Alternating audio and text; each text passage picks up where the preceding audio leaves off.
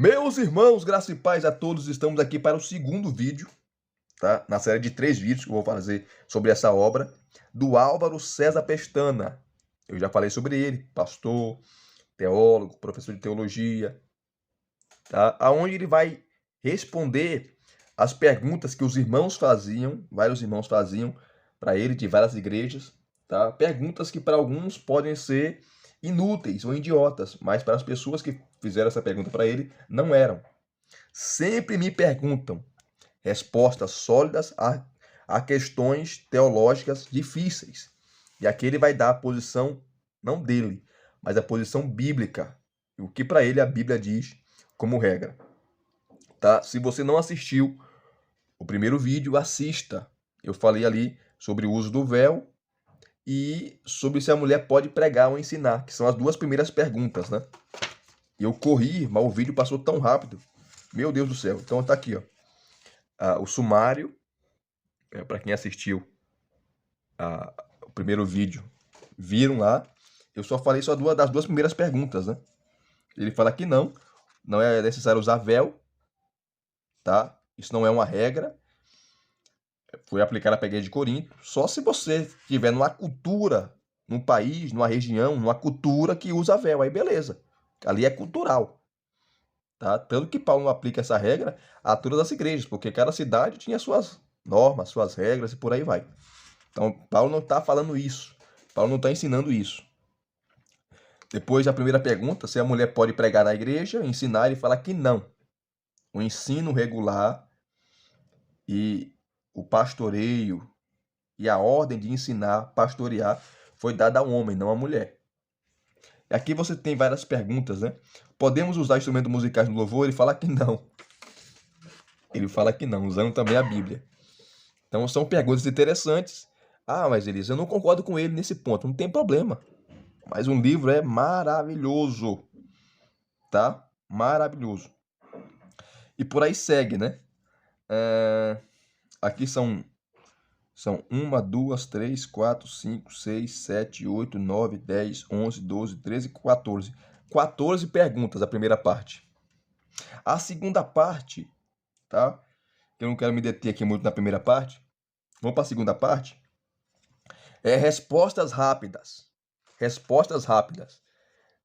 Quem é a pessoa responsável aqui? Quem manda aqui? Tá? Jesus era irmãos ou primos? Deixa eu aqui ler para você. 293, que a Igreja Católica defende que Maria só teve um filho. O resto, ela morreu virgem, né? A virgindade perpétua de Maria, que é um mito católico, né? Maria, ela foi virgem até Jesus. Depois ela teve outros filhos. Tá? Aqui, ó, irmãos ou primos. Quem são os chamados irmãos de Jesus? São de fato seus irmãos ou são seus meio irmãos? Ou ainda primos? Esta pergunta surge por causa da instrução romana, que ensina que Maria continuou virgem depois do nascimento de Jesus, nunca teve relacionamento sexual com José e, portanto, não teve outros filhos. Isso aqui é um mito católico, né? Há anos atrás, eu estava com um estudante da Escola Politécnica da USP, na biblioteca do Mosteiro de São Bento, no centro de São Paulo, e o bibliotecário, um sacerdote romano chamado Dom João, mostrava-nos o privilegiado acervo. Num certo momento, mostrou uma cópia do livro apócrifo chamado Proto-Evangelho de São Tiago.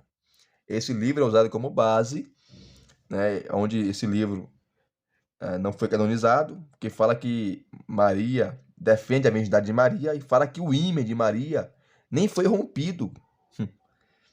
Nem foi rompido quando ela teve a luz. É uma coisa assim de louco, pelo amor de Deus. E afirmou que esse livro era o que ensinava a lenda que os irmãos de Jesus eram, na verdade, filho de José de um casamento anterior. Então, eles se baseiam numa obra apócrifa, uma obra que nem foi canonizada. O moço que estava comigo, católico e desejoso de entender a questão, perguntou: então, quem são os irmãos de Jesus? A resposta do sacerdote foi rápida e profundamente esclarecedora. Tem que ser primos, tem que ser primos.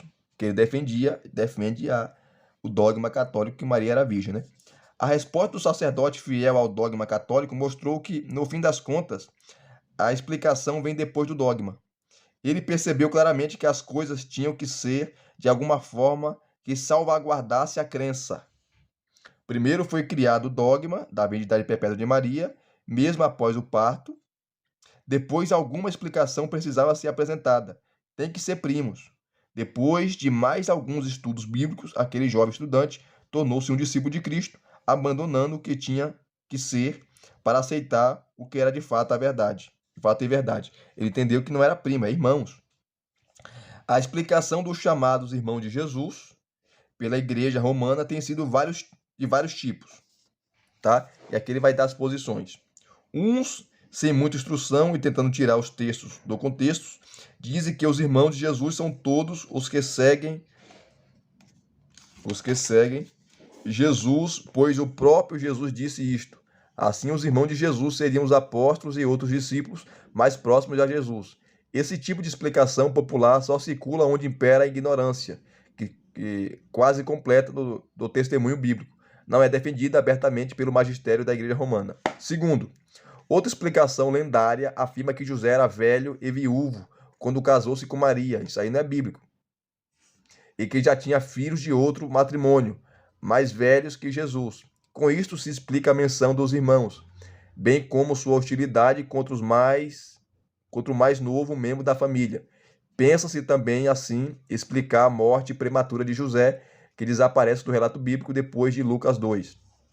Terceiro, a explicação mais erudita afirma que na língua de Jesus, o aramaico, não havia uma palavra específica para primos e, portanto, a palavra irmão era usada para descrever também os primos e todos os parentes.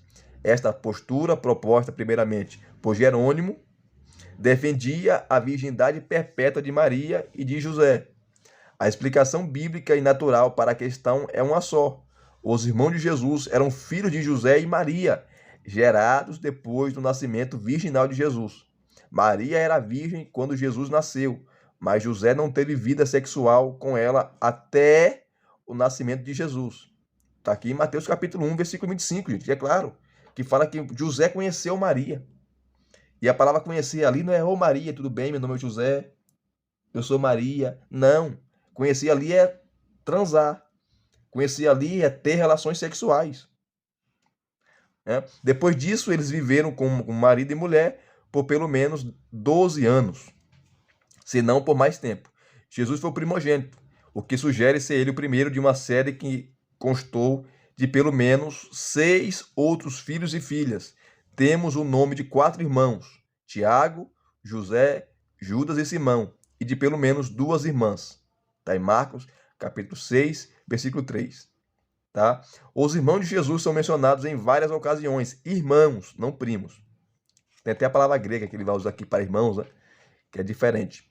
Os irmãos de Jesus são mencionados em várias ocasiões. Eles não eram discípulos de Jesus, mas eram distintos destes. Seus irmãos não criam nele.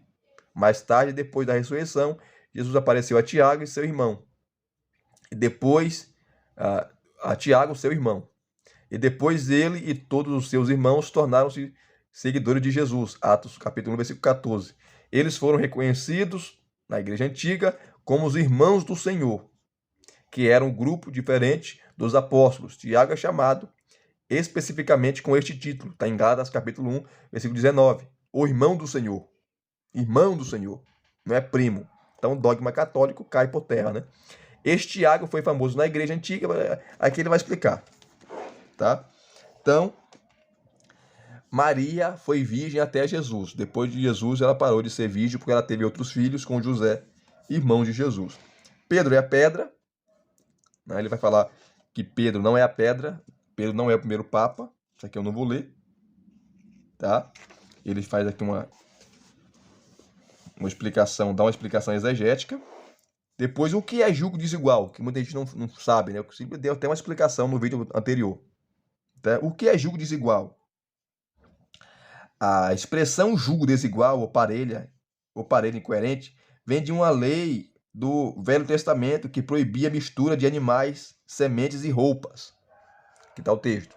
Era proibido ao israelita colocar como pares no arado ou na carroça sob a mesma canga ou jugo animais de espécies diferentes. Então, se você coloca um animal maior e um animal menor, fica um jugo desigual, porque você coloca a canga em cima, né? Então vai ficar como um animal vai arar a terra. Fica difícil, né? Porque um maior, mais pesado e o outro menor. Então é um jugo desigual. Paulo usa essa expressão para falar do relacionamento do crente com não crente. Não tem como. É um jugo desigual, tá? É um jugo desigual. Não combinam. Os dois não andarão juntos. É nesse sentido. Então, aqui, ó. De espécies diferentes e também cruzar espécies diferentes de animais. Era proibido semear simultaneamente espécies diferentes em um mesmo campo. Era proibido misturar roupas e tecidos diferentes. Embora não se tenha encontrado explicações satisfatórias para esses mandamentos, percebe-se que eles são uma forma didática de ensinar a necessidade de pureza para os israelitas. A separação de Israel das outras nações iria garantir a pureza da religião. Esta lei aludia e ilustrava a proibição de Israel misturar-se com outros povos através dos casamentos mistos. No Novo Testamento, a expressão aparece em 2 Coríntios, capítulo 6, versículo 14, e fala da necessidade dos cristãos não se misturarem com os que não professam a fé, a ponto de contaminarem a sua vida santa. Tal proibição não contraria o princípio de 1 Coríntios capítulo 5, 9 e 10, que diz que não é para sair do mundo, mas o que deve ser evitado é uma associação comprometedora com o pecado. É nesse sentido, né? Efésios capítulo 5, versículos 7 e 11, fala de não participar e de não ser cúmplice daquilo que é pecaminoso, tá? Então aqui ele vai explicar, ó, o sentido original da proibição de se colocar se colocar em julgo desigual com incrédulos em 2 Coríntios capítulo 6, do versículo 14 até o capítulo 7, versículo 1, deve ter sido, primeiro, impedir que os coríntios se associassem indiscriminadamente com qualquer um, e Paulo estaria pensando especialmente nos falsos mestres. Segundo, outra possibilidade é que Paulo pede o rompimento deles com as práticas do paganismo, já que os versos 15 e 16 falam claramente do contraste entre a adoração a Deus e aos demônios do paganismo. Qualquer que seja a opção, Paulo quer que eles vivam em santidade. Só que no contexto maior, é Paulo que está pedindo comunhão com a igreja. Assim, o pensamento é que os coríntios coloquem-se em associação com Paulo e rejeitem associações com os que não vão ajudá-lo no compromisso cristão. O problema prático surge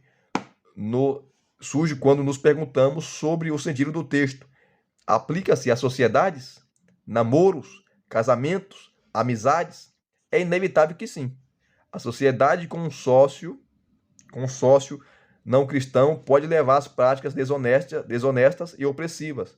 O namoro com alguém que não acredita na santidade do sexo acarretará em constante tentação ao pecado sexual. O casamento com um não cristão acarretará os problemas já previstos. O incrédulo pode querer deixar o crente por causa do evangelho. Contudo, se o incrédulo não causa problemas, é bom aproveitar isto. Então, é isso que significa a expressão do jugo desigual. Ele sempre traz o contexto, né? O teólogo, né? Você tem que entender o texto através do seu contexto. É o contexto que vai dar o sentido do texto. Tá? Texto isolado, tá? O texto mal lido, sinal de perigo. Texto sem contexto vira pretexto para heresia. O que tem de gente aí, pastores, que pegaram textos isolados e fizeram doutrina, meu Deus do céu. Como aquele famoso texto, né? Segunda carta de Paulo aos Coríntios, capítulo 3, versículo 5, que a letra mata. Olha, não é para estudar não, teologia não, porque a letra mata. Meu Deus, a letra ali é a letra da lei. Aonde está o Espírito do Senhor, ali a liberdade, né? Aí nós pentecostais às vezes usa esse texto, né, alguns desavisados para pular, sapatear, criar baderna no culto. Não. Liberdade ali é liberdade da lei. É a liberdade da lei. Tem nada a ver com baderna, né? Então é umas coisas. Mulher pode usar calça comprida? Sim. Sim. E a mulher de Caim? A famosa pergunta: com quem casou-se Caim? Ou com sua irmã, ou com a prima sua, enfim. Ele explica aqui, tá? São perguntas rápidas. Qual era o sinal de Caim? Ninguém sabe, né? Alguns falam que Deus mudou a cor da sua pele, tá? Ele ficou negro. Olha só, ó, isso é um racismo, né, gente? Tem gente que defende isso. Ficou negro. Nada a ver. Para com isso, isso aí é racismo. Ah, Deus fez ele diminuir. Deus, a pele dele, o seu corpo começou a nascer caroços. Nós não sabemos. Deus colocou um sinal em Caim para que os outros não o matassem. Era um sinal visível. A Bíblia não diz que sinal era este. E nem diz que sinal, nem diz que esse sinal era hereditário ou transmitido aos descendentes. Os racistas religiosos, falsamente chamados cristãos, sempre usaram esse texto para dizer que o sinal de Caim era a cor mais escura da pele, olha só, seja negra ou morena. Assim, os povos, pretensamente cristãos, justificavam a escravidão, o domínio e o massacre aplicado aos africanos, aos indianos, aos árabes, aos índios das Américas, etc. Eles podiam matar, explorar, violentar, escravizar e torturar estes povos, porque eram malditos. Olha só. Essa falsa doutrina justificou por muitos anos tudo o que os brancos cristãos queriam fazer. Na verdade, todos os descendentes de Caim morreram no dilúvio. Mesmo que o sinal de Caim tivesse passado a outros, não haveria como ter chegado aos nossos dias. Alguns tentam dizer que a maldição sobre Cã e sobre Canaã também é a pele negra ou morena. Tal raciocínio não tem base no texto bíblico, mas no preconceito pecaminoso humano. Concordo com ele. Dízimo é obrigatório para hoje? Hoje tem uma briga muito grande. Não, eu vou dar porque é da antiga aliança. Ele vai responder aqui, tá? Eu não sou contra o dízimo, né? Assim que também ele não é contra. Mas é uma forma de adoração, de gratidão. O pastor nenhum pode obrigar o crente a dar dízimo. Apesar que no Novo Testamento, nas cartas de Paulo e dos apóstolos, nós não temos uma regra clara de dar dízimo, tá? Você tem a contribuição, uma oferta, que é um valor estipulado que Deus coloca no seu coração. Mas o dízimo não é errado. É errado você falar que Deus vai matar, que Deus vai fechar os céus. Isso aí é errado.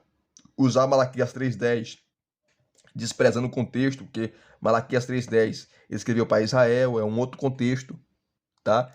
Mas aqui ele vai trabalhar essa questão, tá? Que o dízimo foi parte da lei do Antigo Testamento, tá? E no Novo Testamento nós não temos mais levitas, que eram sustentados, os sacerdotes, por aí vai. Não temos mais tabernáculo, o templo central, e não temos mais dízimos. Tudo isso foi encravado na cruz, juntamente com toda a velha aliança. Então ele vai defender aqui que não. O dízimo não é obrigatório para hoje. Eu concordo com ele, tá? Não é obrigatório. As referências ao dízimo no Novo Testamento encontram-se agrupadas sob dois temas: a crítica de Jesus aos religiosos, que ele era judeu, e a narrativa do relacionamento de Abraão com Melquisedeque, o capítulo 7 de Hebreus, que ele usa ali para doutrinar a igreja, não sobre o dízimo, mas a superioridade do sacerdócio de Melquisedeque sobre o sacerdócio araônico. E Cristo vem desse sacerdócio, né? Ele é da ordem de Melquisedeque. É isso. O caso de Abraão dar dízimo a Melquisedeque, explorado pelo autor da carta aos Hebreus, não determina nenhum mandamento aos cristãos hoje, aos cristãos sobre o assunto. Apenas mostra que o sacerdócio de Melquisedeque era superior ao araônico e, portanto, o sacerdócio de Cristo é superior ao sacerdócio da velha aliança. É isso. A crítica de Jesus aos religiosos judeus tem sido usada como ordem para os cristãos darem o dízimo. Os modernos defensores do dízimo dizem que a frase de Jesus, deveis fazer estas coisas se omitir aquelas, coloca o dízimo como obrigatório aos cristãos. Eles devem fazer estas coisas. Por exemplo, o dízimo, se omitir aquelas, isto é, as coisas mais importantes da lei. Tal uso é incorreto. Durante sua vida, Jesus estava sob a lei de Moisés e obedeceu esta lei, incentivando o oferecimento de sacrifícios de animais, participação das festas judaicas, O fato de Jesus ter ensinado sobre o dízimo ou sobre os sacrifícios durante sua vida não significa que estas coisas seriam incorporadas na nova aliança. Concordo com ele. Então não é obrigatório não, gente. Tá? Agora, se por ato voluntário você quer dar, beleza. Mas obrigar, nenhum pastor pode obrigar você a dar, não. Tá? Você não tem nenhuma recomendação apostólica, nada sobre dar dízimo. Não tem. Mas o ato de ofertar, sim. Oferta, sim. Tá?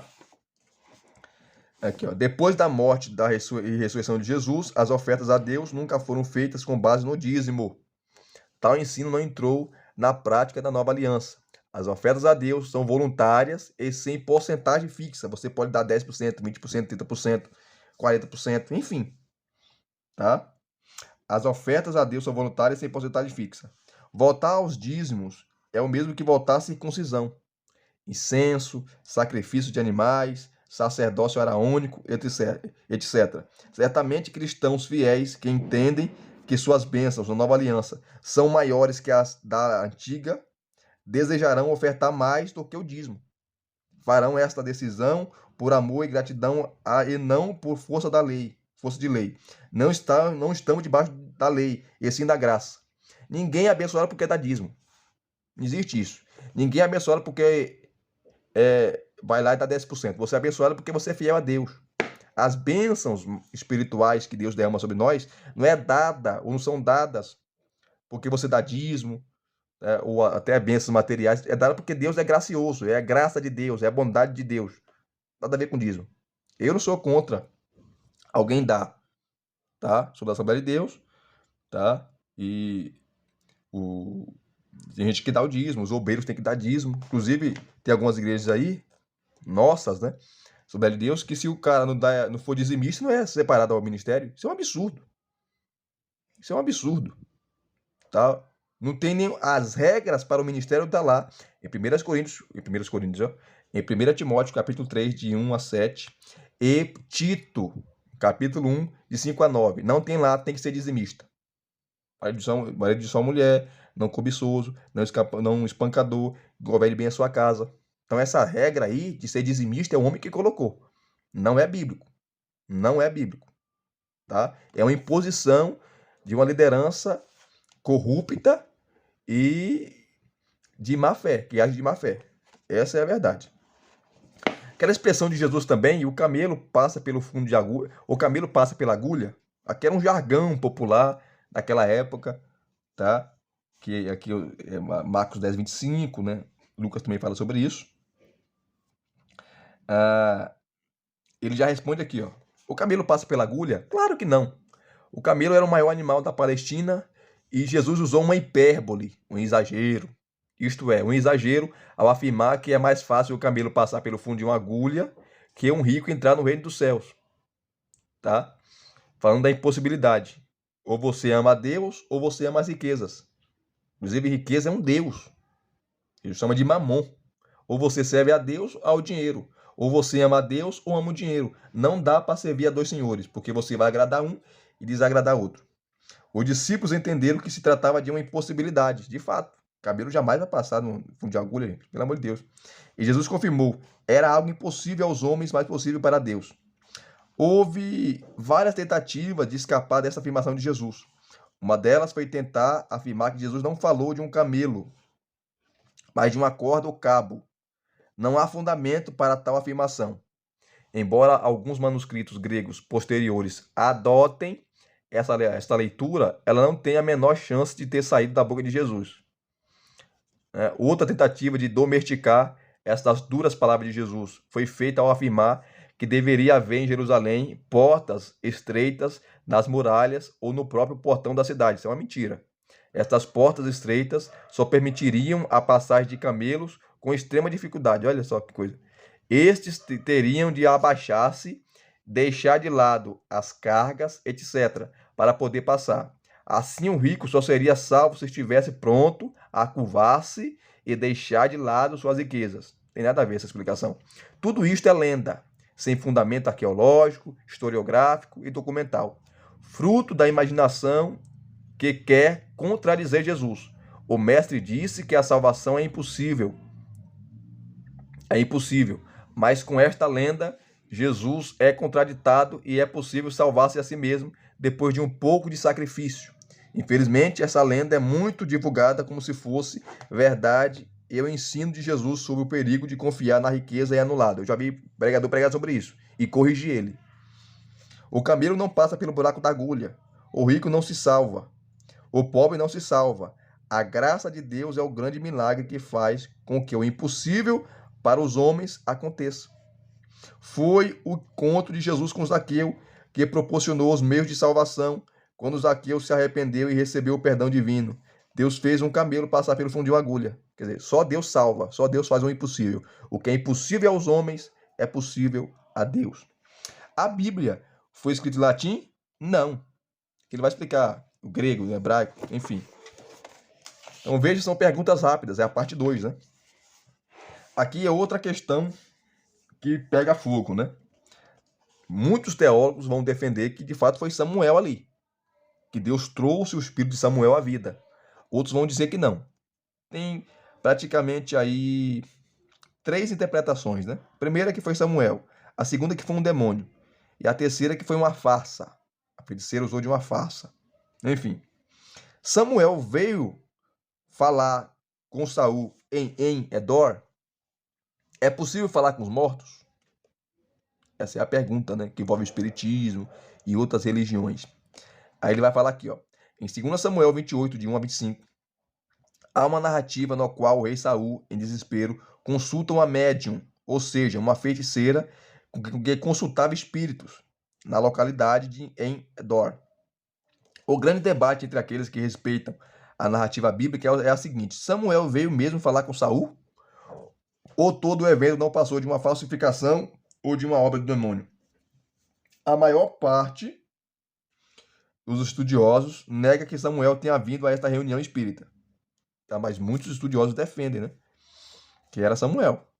Alguns poucos admitem que é possível que Deus tenha enviado Samuel a um lugar tão ignóbil e a circunstâncias tão comprometedoras. Todos, no entanto, concordam que o que Saul fez foi errado e que a consulta médium foi um dos motivos adicionais de sua condenação à morte. Verifica lá, 1 Crônicas, capítulo 10, versículos 13 e 14. Então, aquela questão, Deus ordena aquilo que ele proíbe? Complicado, né? Todos concordam que a necromancia, a adivinhação, a feitiçaria e a consulta aos mortos eram absolutamente condenadas no Velho Testamento. Era até pena de morte. Está aqui os textos. Ó.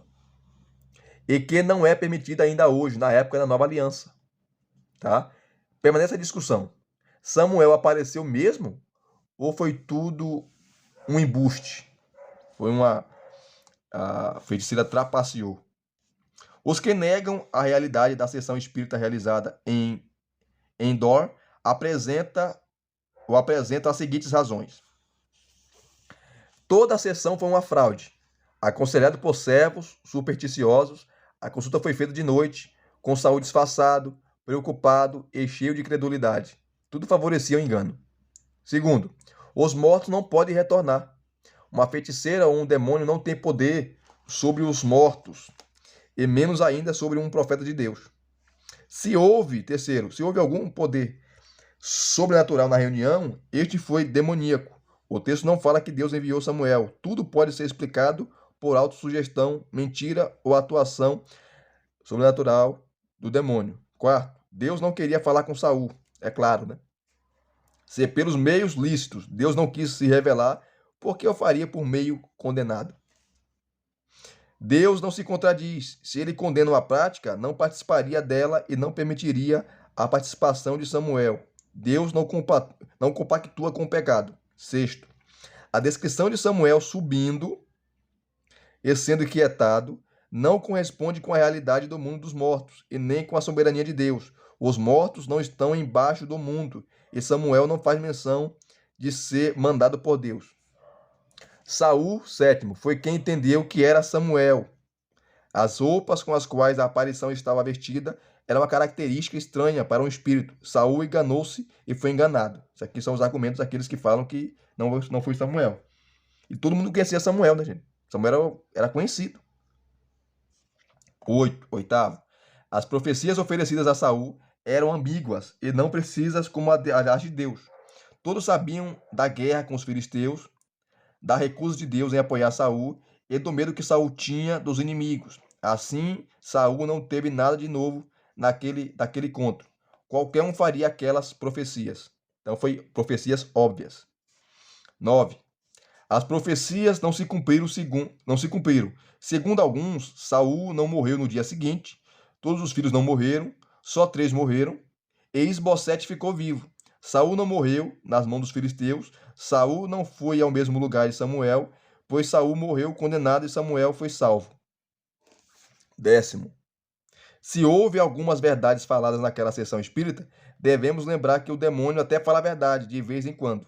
Está em Atos, capítulo 16, versículo 17, quando aquela menina que estava possessa por um espírito de adivinhação falou bem de Paulo, é homem de Deus, né? Mas ele falou aquilo para Paulo vazar, porque ele queria ficar ali, atuando naquela localidade ali. Aí vem assim, o segundo argumento, né? Então, ele dá aqui 10 argumentos, 10 razões que apresenta que não foi Samuel. Aí vem os outros argumentos. Os que aceitam o fato de Deus ter permitido excepcionalmente a presença de Samuel apenas naquele evento raciocinam da seguinte forma. Aí vem os argumentos. Primeiro, o texto não dá indicações de que houve alguma fraude, mas a narrativa é simples e descreve os acontecimentos como espera que os leitores os entendam. A leitura natural e simples do texto trata o evento como real. As tentativas de transformar o texto em uma seção fraudulenta são a fuga do sentido natural do texto, uma interpretação não natural do texto. Se o mesmo raciocínio fosse aplicado a outros milagres da Escritura, negaríamos muitas narrativas da ação sobrenatural de Deus. Segundo, Deus teria permitido enviar o Samuel a Saul numa condição excepcional. A própria feiticeira assustou-se com a aparição de alguma coisa na sua consulta. Então não foi ela quem invocou, apareceu espontaneamente. O milagre aconteceu apesar da feiticeira e não por causa dela. Se tudo fosse uma fraude ou um demônio com o qual a mulher lidava, não haveria susto algum. Terceiro, a mulher descobriu que seu consulente era o rei Saul quando viu que algo realmente veio dos mortos. Ela não sabia se era mesmo Samuel ou não, pois ela não o chamava por nome. Quem nos informa que era Samuel é o escritor do texto inspirado. Saul também entendeu da mesma forma que se tratava de Samuel. Quarto, Deus não falou muitas coisas novas para Saul através de Samuel. Deus não se contradisse. Samuel apenas reafirmou o que Saul já sabia, que Deus o havia condenado por sua desobediência. Quinto, o fato de Samuel aparecer a Saul não contradiz a condenação divina contra a feitiçaria. Saul foi condenado, entre outras coisas, por ter participado da necromancia. Sexto, Deus pode fazer o que quiser. Certa vez, Deus fez uma mula falar a Balaão. Noutra ocasião, Deus usou um profeta que anteriormente havia proferido uma mentira em seu nome para proferir uma sentença da parte de Deus. Deus fez Saul, já rebelde e rejeitado, profetizar. Se Deus quiser enviar seu servo Samuel a lugar tão pecaminoso e abominável como a casa de uma feiticeira, ele pode. Sétimo, a descrição de Samuel como um deus ou um ancião pela média foi feita mediante seu ponto de vista. Como já dissemos, ela não sabia que se era Samuel ou não. Oitavo, quando os vários personagens do evento falam que Samuel subiu e foi inquietado, estavam usando termos compreensíveis pelos homens em sua época. As roupas e a aparência de Samuel eram necessárias para transmitir uma imagem visual aos presentes. Nono, as profecias proferidas por Samuel eram genéricas, mas corretas. Saul e seus filhos morreram. Outros textos falam a mesma coisa. Mesmo sabendo que Isbosete ficou vivo, só morreram os filhos que estavam na guerra. Ao dizer que amanhã Saul e seus filhos estariam com ele, a linguagem não precisa ser tomada como no dia seguinte. Amanhã é genérico. Saul e seus filhos foram para o mesmo lugar que Samuel, o mundo dos mortos, que é o Sheol ou Hades. Se somos informados por Jesus que o lugar é dividido em duas partes, ainda assim é verdade que todos foram para o mesmo lugar, o mundo dos mortos. Pelo que podemos imaginar de Jonatas, ele era fiel a Deus. Jonatas pode ter sido salvo enquanto Saul estava perdido, mas todos foram para o além. Enfim. 10º, o texto não fala de demônios. A mulher era médium e sua atividade era associada por alguns a espíritos familiares, mas o texto nada corrobora com a tese de que algum demônio estivesse agindo. 11º, o grande escândalo que leva muitos a negarem a presença verdadeira de Samuel, nesta ocasião, é que eles inferem que se o texto afirmasse que Samuel veio, então estaria aprovado ou possibilitado o espiritismo. Na verdade, o texto não aprova ou possibilita o espiritismo. Não é um texto normativo, apenas descreve um evento excepcional que nunca ocorreu antes e desta forma nunca ocorreu depois. Foi um milagre. O espiritismo moderno e antigo nunca trouxe ninguém dos mortos para falar com os vivos. Todo espiritismo descansa sobre dois fundamentos: demônios ou fraude, mesmo as sessões que envolvem os chamados fenômenos paranormais. A Bíblia é consistente em condenar a necromancia. Aí vem a posição dele. Estamos persuadidos que Samuel veio falar com Saul em Endor. Então, para ele foi Samuel de fato, tá? Contudo, reconhecemos o zelo, o interesse e a força dos argumentos daqueles que tentam defender o texto bíblico daquilo que eles acreditam ser uma discrepância. Tá? Corpo e alma ou corpo, alma e espírito? Dicotomia ou tricotomia? Aqui ele continua falando os dinossauros, quando e como Jesus nasceu, quem pode participar da ceia do Senhor, que ele vai defender os santos, né, os salvos, aqueles que nasceu de novo, tá? Vai trazer os argumentos teológicos, o argumento histórico, o argumento sociológico, o argumento cultural, a soberania de Deus e a responsabilidade humana, o vinho dos cristãos antigos não tinha álcool, e por aí vai. Tá? Então é um livro maravilhoso. Eu mostrei só a parte 2, e o terceiro vídeo eu vou mostrar a parte 3 para vocês, que são os anexos. Sempre me perguntam, Álvaro César Pestana, de Álvaro César Pestana. Maravilhoso. Se vocês gostaram de mais uma dica, ou melhor, de mais um vídeo dessa obra, deixe aqui o seu like, deixe seus comentários, se inscreva no canal se você não é inscrito e acione todos os sininhos. Acione todos os sininhos, né? Acione o sininho para receberem todas as notificações. Muito obrigado a todos. Graça e paz. Mais uma vez, até as próximas indicações.